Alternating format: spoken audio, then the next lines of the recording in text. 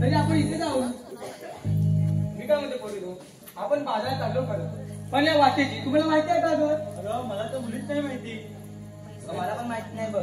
तुला तर मुलीच नाही माहिती. मग आता काय करायचं आपण? अगं ते हिजल्याच्या मावशीला आग करून घे ना. बरं बाई, तिला हात मारून घेते. मावशी अगे हे मावशी, मावशी अगे हे मावशी. अगं बाजारला येते ना? हो येते येते. लवकर ये. मी माझ्या नवऱ्याला जरा चोळते आणि मग येते. मावशी काय चलते? ठीक आहे, ये बरं.